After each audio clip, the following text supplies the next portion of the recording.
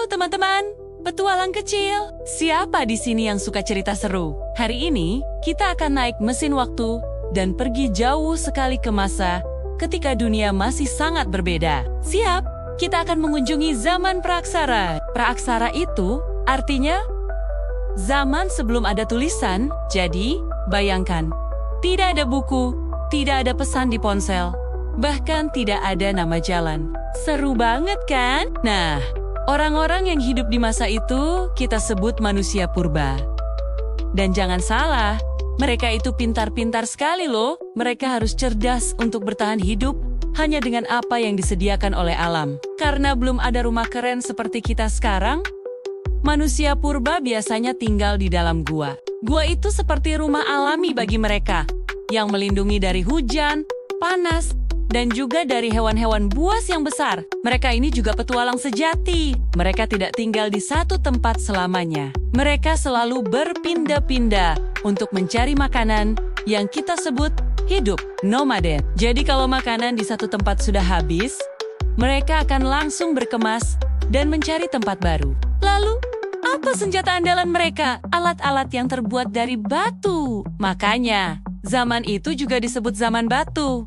Mereka memecah batu sampai jadi tajam, lalu menggunakannya untuk memotong daging, menguliti hewan buruan, atau menggali umbi-umbian. Batu yang mereka gunakan juga bermacam-macam loh. Ada yang besar untuk memotong pohon, ada yang kecil, dan runcing untuk mengikis. Alat-alat batu ini adalah bukti kecerdasan mereka yang luar biasa.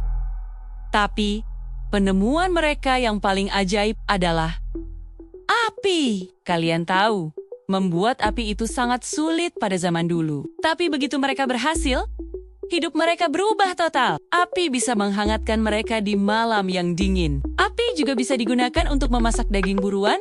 Rasanya pasti jauh lebih enak daripada makan mentah kan? Dan yang paling penting, api bisa menakut-nakuti hewan buas.